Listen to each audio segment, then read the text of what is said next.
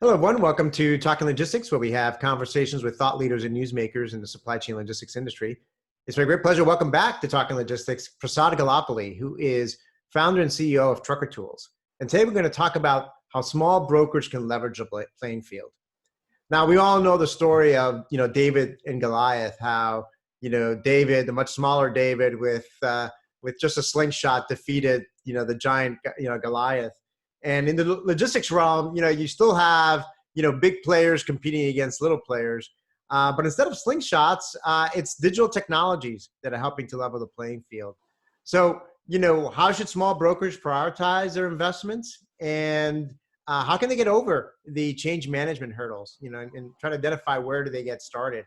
Well, those are the main questions we're going to address in today's episode. And as always, it's great to have Prasad on the program to share his insights and perspective on this topic. So Prasad, welcome to the program.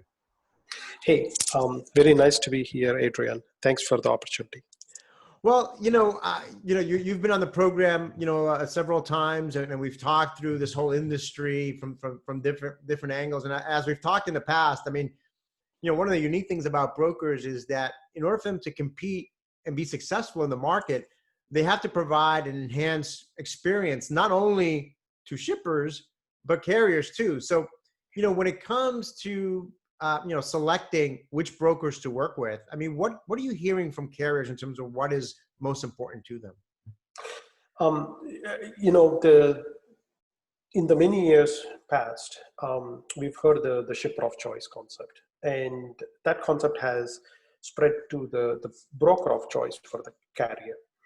And what it truly means is, at the height of very high level thought process, how does a broker appeal to a carrier to a point where the carrier becomes the core carrier for that broker?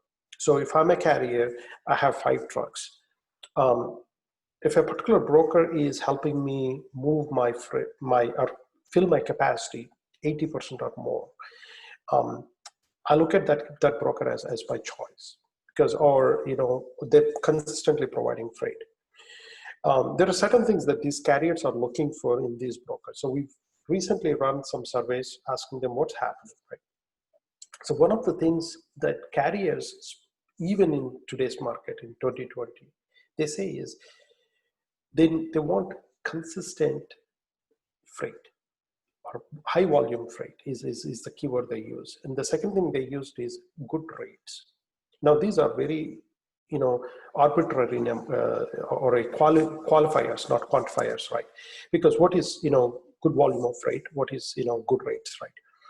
What it comes down to is, if I'm a carrier, what is the broker doing to help me maximize my asset utilization? If I have one truck, and if a broker can help me move, instead of 8 loads, 12 loads a month, that is true, quantifier for me, right?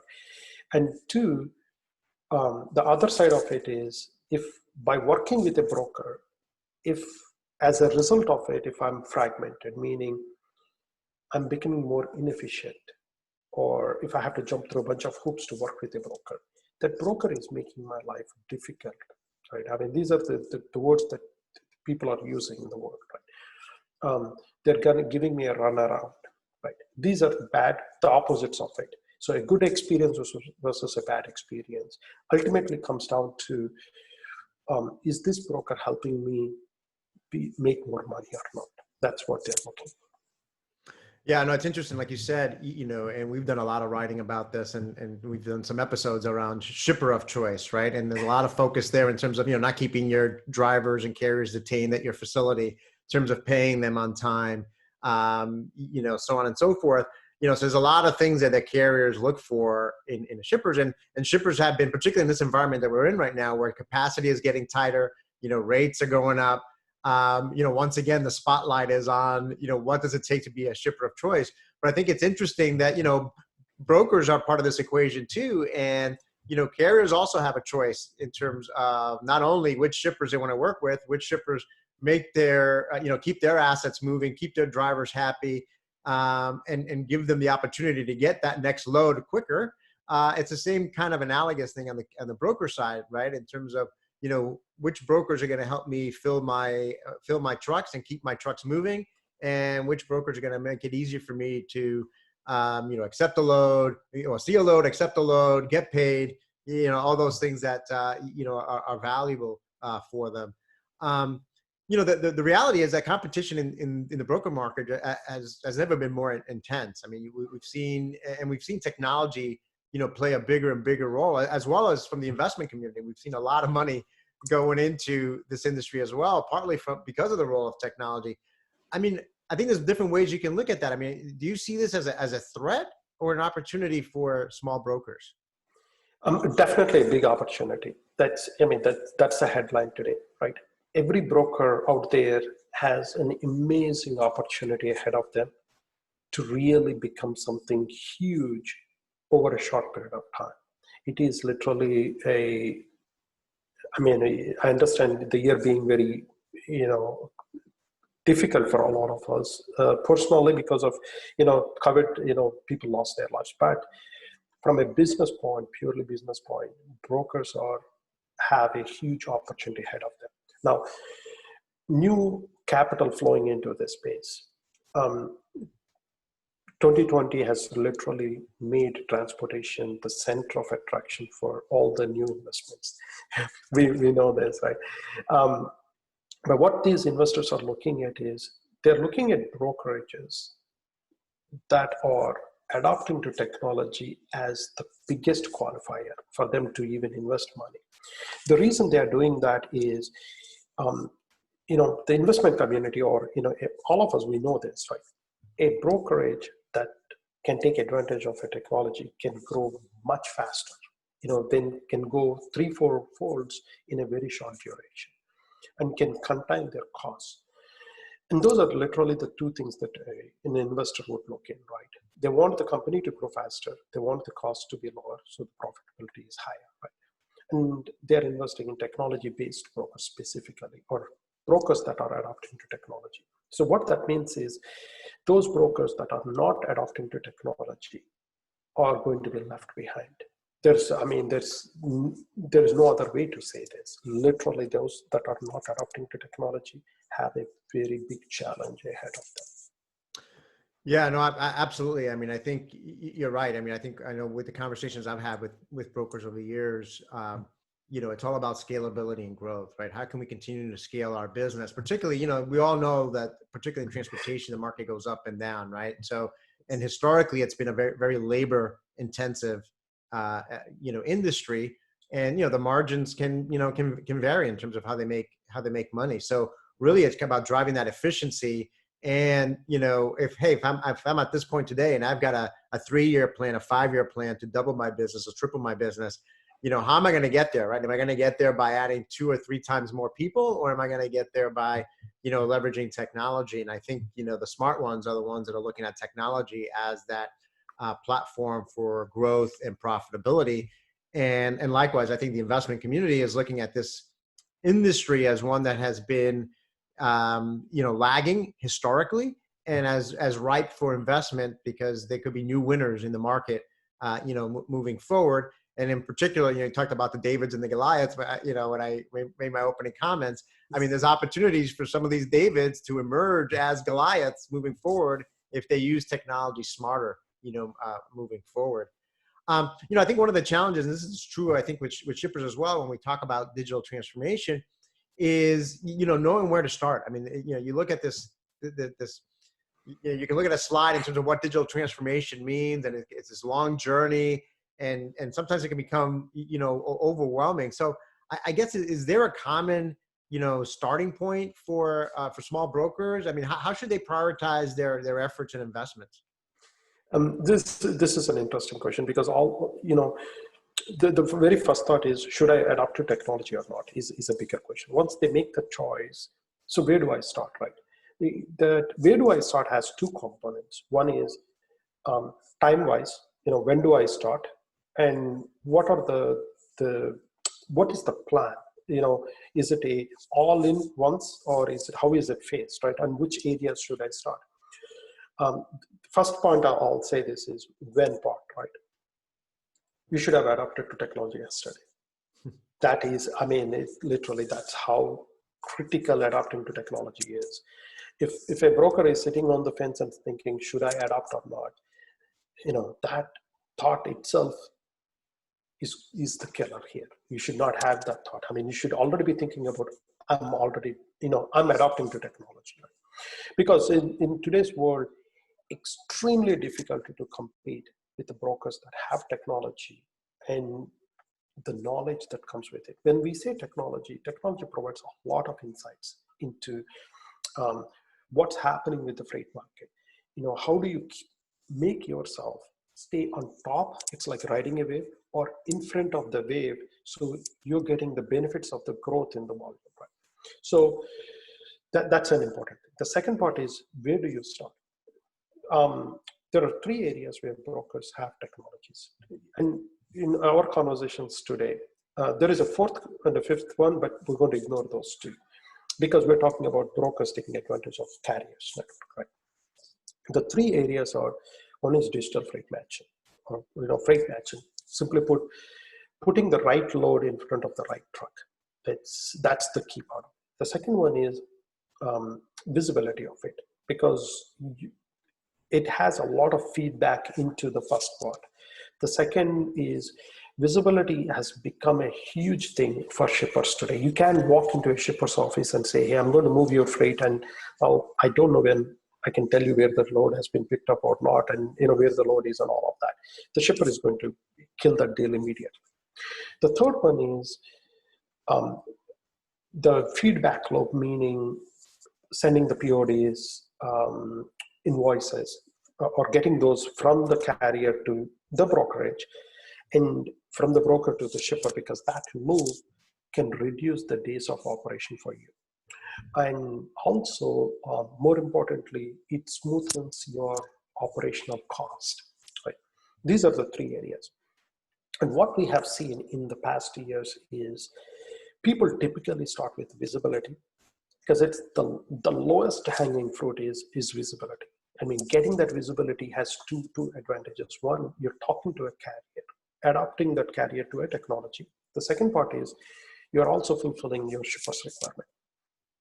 It's not even step one, it is step zero. The step one is digital freight matching, because that has the biggest value for you as a broker. Now in 2020, what we have seen is step zero and step one became just step zero, because everybody wanted real-time visibility, they wanted digital freight matching. So they're adapting to it at a much faster rate. And two competing forces here. One, the shippers are demanding for visibility. The second one is capacity crunch. I mean, the majority of this year, we've gone through this. There's a huge capacity crunch. The third part, then the next step comes in, is the documents flowing back. Now, well, these three are very, very, very much important for brokers. There is also a second part to that, that is, how do I go about these three? You want these three phases connected. Connected technology is probably the most important thing, because if you don't connect these technologies and you just buy these separately, then there is a cost of connecting them, and that fragmentation can also be a bigger problem.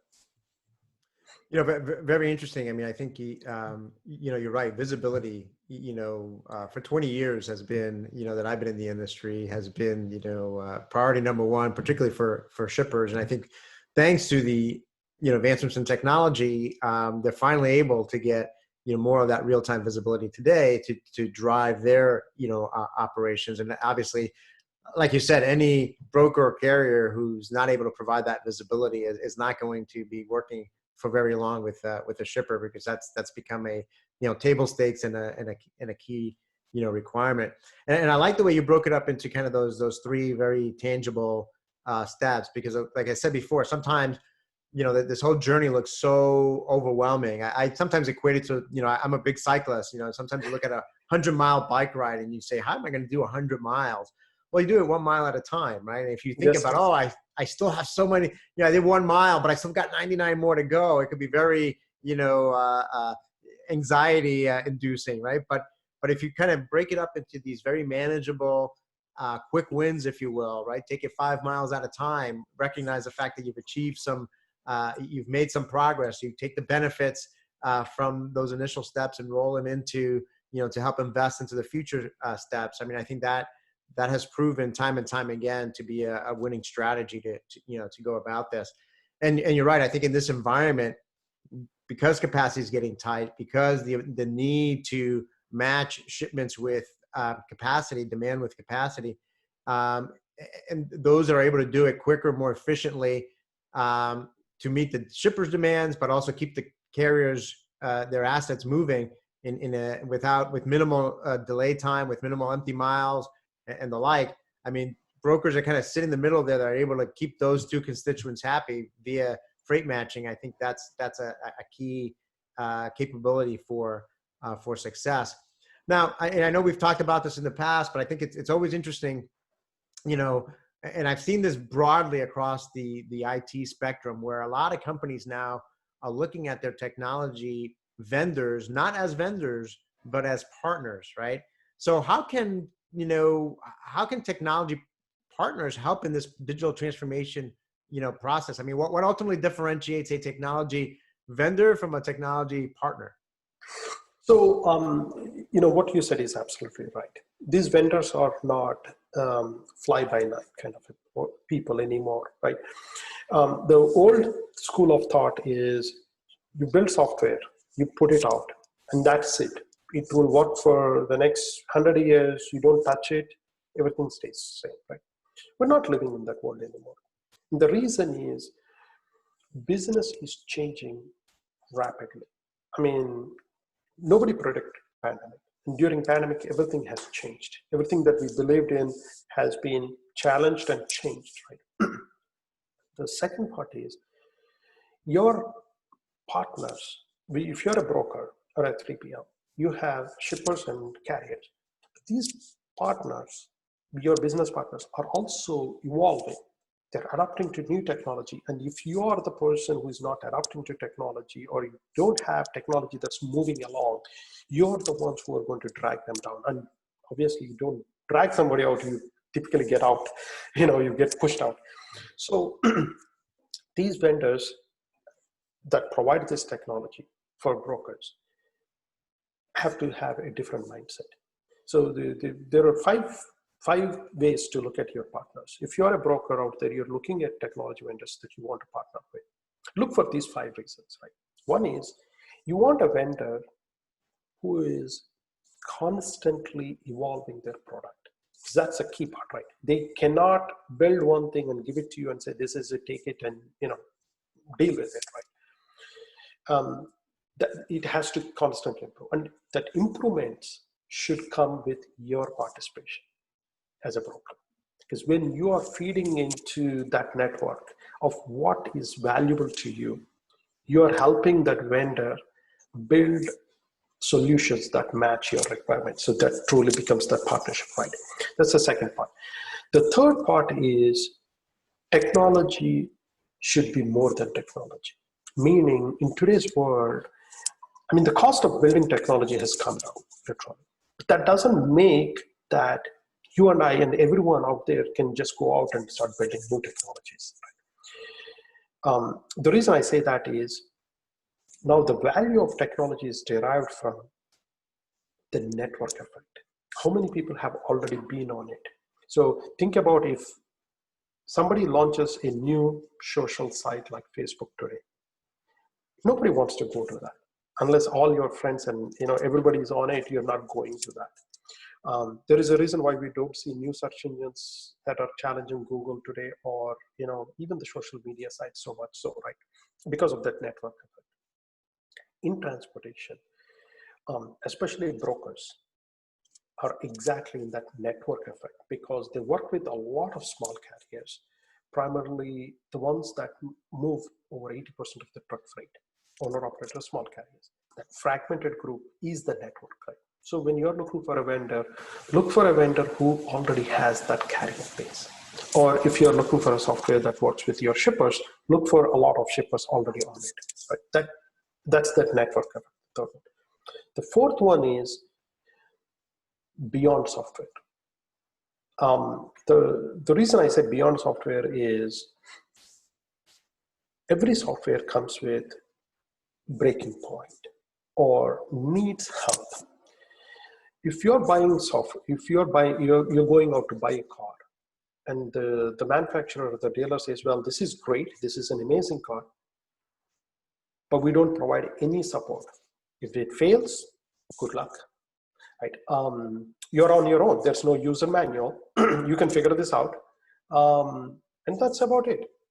Not many people are comfortable doing it. Not that we call our dealers or, repair shops every day, but we have a thought that, if something happens to this car, I know there is someone who can help me out. That is the confidence people want. So with software, you want to look for solid support. And that support should happen in real time, because when brokers are using, I'm a broker, I have a load that I'm tracking, or I'm a load that I'm trying to match. If this system doesn't work, and my software vendor says, well, that's good, Prasad, log a case, we'll come back to you in 2 months. My shipper cannot wait for 2 months for this load. Being a small broker, I'll lose my business. So you want a real-time support, real-time training. I want my team to be trained on it, how to use it. How do I get the best out of this? And if I'm not doing something right, how do I improve my usability or how I use this software? That all comes in something called support, training, compliance. So at Trucker Tools, we have a separate team for that. Multiple teams in one big department that does all of this. And the purpose behind that is we believe in, your software is part of it. Our support, training, compliance is another part of it. Together make the solution work for you, and make sure that if you ever have any question, or we can work with you on helping you get the best out of our software, the way we see it. Right? That's the fourth thing. And the fifth thing is accountability. Right? You go out there, you're buying a software. Don't just go out with a software that only, I call it accountability because it's an accountability on you as a buyer too. Is don't buy a software that does only one thing, because what it does is, if your vendor says I can only do one thing, and for everything else I'm not doing anything, you have to make the vendor accountable and say, hey, are you going to integrate with other softwares, or what can I do to make a consistent thing? Because remember the three things that we spoke earlier: digital freight matching, visibility, and sending those documents back, and all of that. A typical vendor should address all three of them, should not just address one and leave that, right?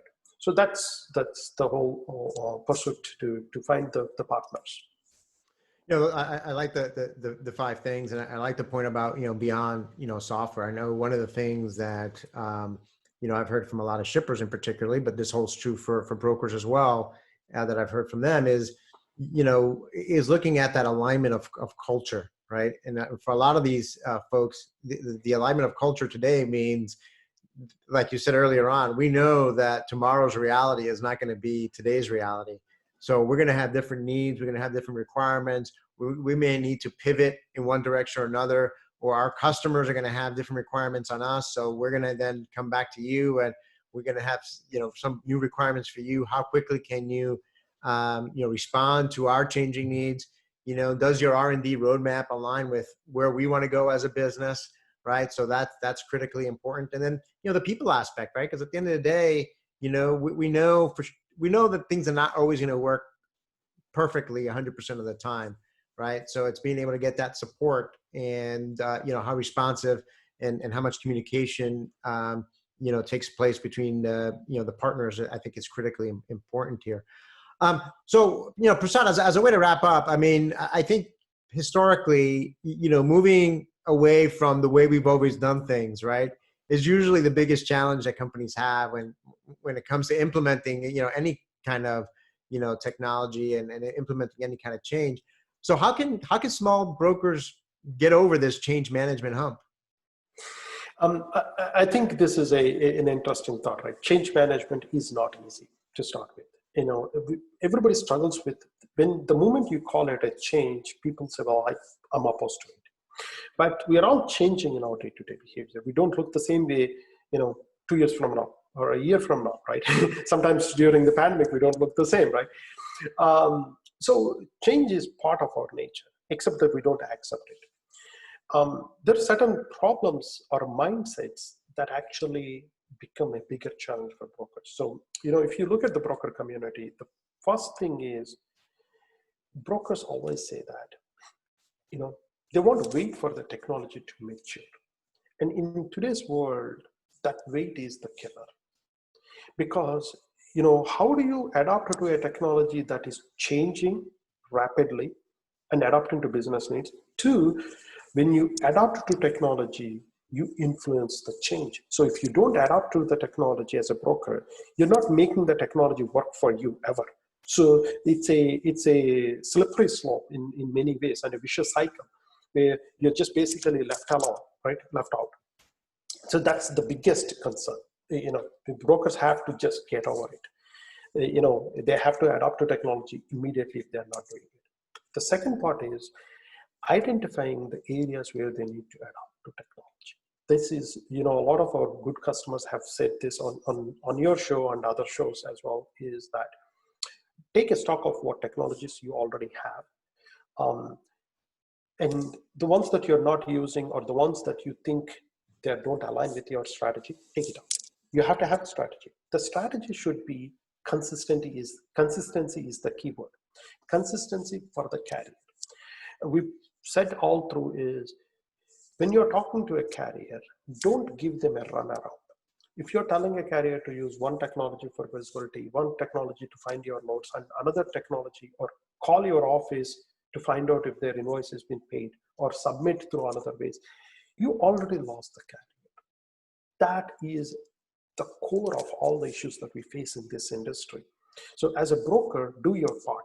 Don't give a runaround to the carrier. How do you do that? You find technology that is consistent experience for the carrier. Carrier should go from finding your load, tracking your load, submitting your documents, checking the status, all of it without ever having to jump around. That is it. And that is exactly what digital brokers have done it, right? Except that they've done it in a small ecosystem, as opposed to doing it across all the carriers. So that's the second part is that. The third part is, when you adapt to technology, this is where, so brokers go from having a lot of patience not adapting to technology to losing their patience when they adapt to technology, because they think, I've adapted to technology, let technology do the magic overnight. It doesn't happen overnight. So you have to have patience, because you're growing here. You're growing your network. You're building your business. You're going to take a one load wonder carrier that's moving one load with you, get more loads from them, more loads. At some point, they're going to tip off and become your core carrier. They're not going to go from point A to point B overnight. And that journey happens in two ways. Two elements create that journey. One is your technology, your experience for that carrier. Two, your relationship with that carrier. If you treat that carrier well, you give them good rates, you give them good freight, and you're not treating them like a number. Obviously, at the end of the day, you want to make money and they need to make money. Both that is as transparent as it is, right? But at the same time, how you treat this carrier, how you give the value to the carrier, walks that carrier down that path, and at some point they'll flip into becoming your core carrier. That's just how it goes. So it needs a lot of patience and commitment. So these are the three things that brokers should have. And when they do, sky is the limit. Literally sky is the limit for them to grow their business. As I was listening to what you were talking about there, you talked about, the role of technology, you talked about the role of relationships, and it made me think, there was so much focus, 20 years ago on customer relationship management, right? CRM, and CRM systems were kind of, they're still big today, but when they were coming of age back in the early 2000s, that became, a key area where a lot of companies were investing in. And I think what you just talked about there is kind of developing a strategy that's built around carrier relationship management. And what does that mean? What does a carrier relationship management technology mean? What does a carrier relationship management processes mean? What does carrier relationship management mean from how we interpersonally, relate to one another. So I think starting with that and thinking that way, I think is a good step, a good starting point for many brokers. Well, Prasad, as always, always appreciate you making the time to share your insights and advice with us. So again, thank you for being with us. Thank you very much for the opportunity. Great. I want to thank those of you that joined us. If you're watching this episode on demand, either at the Trucker Tools website or on Talking Logistics, and you've got a question or a comment for Prasad, you can post it there, and I'm sure he'll be more than happy to respond via that medium. Again, thank you for joining us, and look forward to seeing you in a future episode of Talking Logistics. Have a great day.